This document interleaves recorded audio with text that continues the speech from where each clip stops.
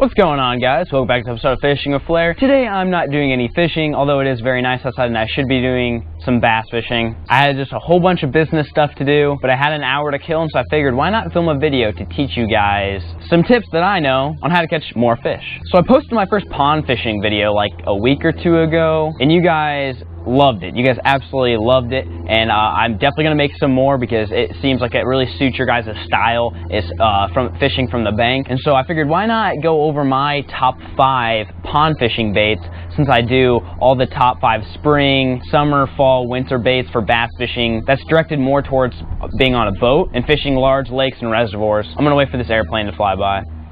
Alright, back to what I was saying. So I'm going to go over my top 5 pond fishing baits. So I'm going to go over the top 5 lures, and then I'm actually going to go into the rod and reel setups that I use for each one of the baits. And that way, once you guys get the baits, you guys have a better idea of, you know, the rod, the reel, the gear ratio, the line that I would use for that particular presentation. Before I start, I want to clear one thing up. Just because you're fishing a pond does not mean you can't use the lures you see me using when I'm fishing on my boat on a lake. Pond fishing is not that much different than actual lake fishing. There's only a few things that I keep in mind when I know I'm going to be going and fishing a pond versus fishing a lake, and honestly that is just depth. Knowing that ponds are probably no deeper than 10-15 feet, and when I'm fishing a lake, you know, they could be upwards of 100 feet deep. And so that's how I narrow down my bait selection. But when it comes to selecting baits, I fish the same lures in ponds that I do in lakes. So I'll start off with my most favorite lure. You guys know that is a topwater frog. That is my frog of choice. It is a Spro poppin' frog. I get a lot of questions about the poppin' frog. When should you use a popping versus a regular? I don't know. I just like using the popping. You really just need to let the fish tell you. People can come up with a whole bunch of explanations why a popper is good, why it's bad, why a regular frog's good, when it works better, when it doesn't work better. And generally that's because, like, if it's windy outside, you might want a popper to make a little bit extra disturbance, but I throw a popping frog 95% of the time. It just catches fish.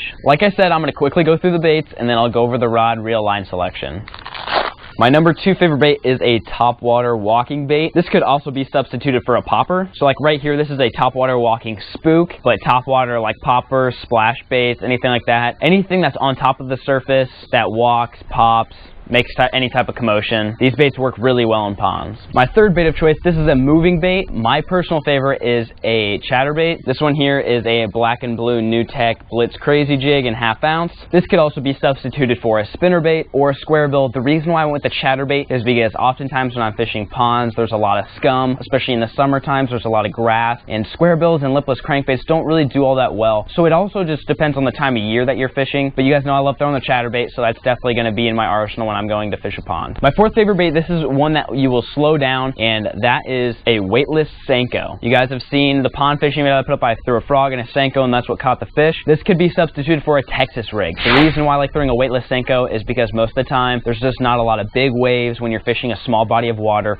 Even if it's windy outside, you know, usually the water's still pretty calm even if it's windy. So I like to throw the weightless presentation. But if you're on a bigger pond, maybe a small lake, and it is windy and the waves are going and a weightless bait just doesn't work, it doesn't get down to the bottom, that's when you add a weight. So you could fish a weighted Senko, a weighted Texas rig. You could also fish a curly tail worm, a beaver, anything like that. But for some reason, a weightless Senko just does really well in ponds. My 5th and final presentation is a finesse bait. This could be a shaky head, it could be a drop shot. My personal favorite is a Ned rig. And for those of you guys who don't know what a Ned rig is, you guys are gonna have to look it up. Fluke Master put a video out about 2 weeks ago, I believe. You can go check that out if you don't know how to fish a Ned rig. It's just a little small finesse bait that Z-Man makes. I don't know why there's so many airplanes flying around. Alright, back to what I was saying is Z-Man makes a little finesse bait, and it is it's called a TRD. It goes on a mushroom head, and it's called a Ned rig. And for some reason this bait catches just tons of fish. It's not going to usually catch the size. So if you're looking for that trophy 4 or 5 pound bass, I'd stay away from this presentation. But if you're fishing a new pond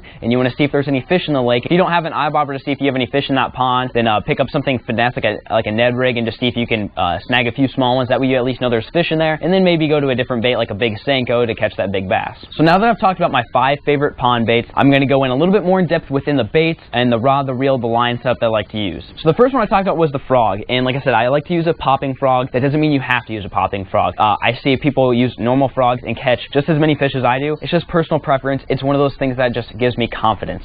I've used a popping frog since I was a small kid. That was my favorite frog when I was like, you know, 8 and 10 years old, and I've just used it ever since. For colors, I like to stick natural. a big thing for pond fishing for me is match the hatch. So if you see any frogs, tadpoles swimming around, you definitely want to take a note on what color they are, whether they're dark or light, natural color, you know, greens, that type of stuff. A good go-to is something like this, some greens, some browns, black also works really well. The rod setup I have on this one is a Castaway Tyrannus. This is a 7.3 heavy. I've been using this since the beginning of this year and I am very impressed with it. Super lightweight and it's only like $100 bucks. Plus if you use promo code AF2016 you get 20% off your entire Castaway rod purchase. So really you're only talking an $80 rod and it works phenomenal. For the reel I like a 7:5 to 1 gear ratio, whatever reel brand your favorite preference. Jeez. Whatever your favorite brand of reel is, I like a fast gear ratio, so 7 to 1 or faster. And then for line, I like 50 to 65 pound Seaguar Smackdown braid. Some of you guys might be thinking that's a little overkill, especially fishing in ponds, but you guys know as well as I do, ponds can have very large bass, they can have thick cover, pads, that type of stuff. So I like 50 to 65 pound Seaguar Smackdown tournament braid. The second lure I talked about was a topwater walking bait or a popper. I just love fishing topwater baits in general, and for some reason pond fish just love topwater spooks, topwater poppers, even buzz baits. You guys know I love throwing buzz baits. For some reason, I just haven't had a ton of luck on buzz baits in ponds. I don't know what the deal is. I don't know if the fish don't like it, the ponds that I'm fishing at. I would not discourage you from trying a buzz bait, but for some reason, a topwater spook just seems to be working a little bit better. As far as colors go, I like white base, whether that's sexy shad, bone, white, chrome will work too if it's a little bit sunny. If it's bright skies, you might want to use a chrome colored one. For a rod, you want a short rod. This one here is a Castaway Invicta. Now this is their high-end rod that they've got, and it is a Signature Series topwater rod. So it's 6'6" in length. It's got a nice fast action to really walk that bait side to side. Extremely lightweight. This thing is like a feather in my hand. I absolutely love it. For a reel, I like a fast speed reel. It's like a 7 to 1 or higher. This one here is a 7.5 to 1, and that's because all you're doing when you're walking a bait is you're walking it and you're picking the slack up with your reel. So the quicker that you can pick the slack up, the better off you are. And then for line, this guy actually, I got 40-pound Seaguar Smackdown tournament braid. You could go down to 30, but the thing with the Seaguar line, the reason why I love their tournament braid is because it's so much thinner than your traditional braid. And so if you watched my videos last year, I talked about using 30-pound braid, 30-pound braid, 30-pound breaks. It's a really versatile line. Well, when I got my order of Seaguar in, I realized the 30-pound braided line is more like a 20-pound, and the 40 is more like a 30, and the 50 is more like a 40. And so for me, I would rather go to a 40-pound knowing I have that much more strength and that much more power in my hands with the same diameter as close to like 30-pound normal braid. Not saying you couldn't go to 20-pound or 30-pound, but I try to get the heaviest line that I can possibly get away with. This just ensures that you don't have any break-offs. You know, if you're like John B and probably cast up in trees a lot, if you have 40-pound braid, you can literally rip branches off. That way you're not losing as many baits. And it just seems to work well because the bigger diameter line, it'll float more than the thin diameter, and when you're fishing a topwater bait, it'll help you walk your bait a little bit better. The third bait that I mentioned was a chatterbait. This is a NewTek Lures Blitz Crazy Jig in half-ounce black and blue with a little gambler swim bait on it. As far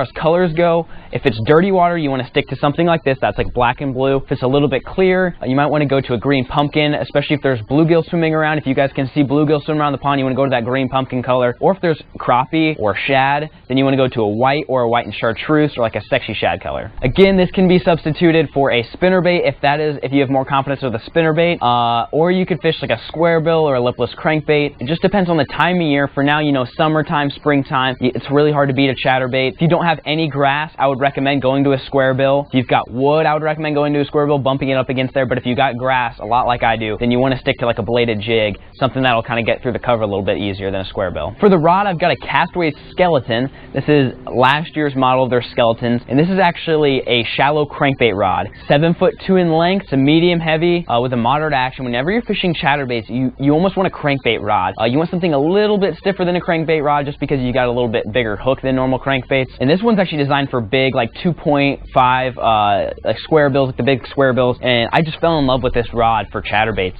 I can cast really well at 7'2", so you get a really long cast out of it, and it just seems to suit my style of fishing a chatterbait. But for you guys at home that don't have this specific rod, I would go 6'10" to 7'2". That's the length that I would stick to for chatterbait fishing. You want to go with a medium to a medium heavy. For those, if you're getting a fast action rod, like let's say your Bass Pro Shops, wherever you're buying, doesn't have a moderate rod, you want to go with a medium. But if you can find a medium heavy moderate action, that is the chatterbait rod you want to buy. For the reel, I like kind of a medium speed, like a 6'4" to 6'8" to 1 gear ratio. Nothing too fast, but nothing too slow. That way, if it gets caught up in the grass, you can kind of rip it free, burn it back. But you also don't want to be fishing it too fast to the point where those fish can't chase it down. Then for line, I like 17-pound Seaguar and VizX fluorocarbon. I tried 15-pound and 14-pound earlier this year, and it worked well. But especially if we're fishing ponds, you're normally fishing, 6 feet and less. The heavier line that you have, the larger the diameter, which keeps your bait higher up in the water column, so you're not dragging against all the muck on the bottom and getting it hung up. Especially because chatterbaits catch big fish, I like to have that 17-pound just in case I hook into a giant. The fourth lure of choice was a weightless Senko, and like I said earlier, this is basically your Texas rig rod. So you could put a weight on it, you can put a tungsten weight, lead weight, whatever you want. You can fish a ribbon tail, like a brush hog if you want. Those baits work really well.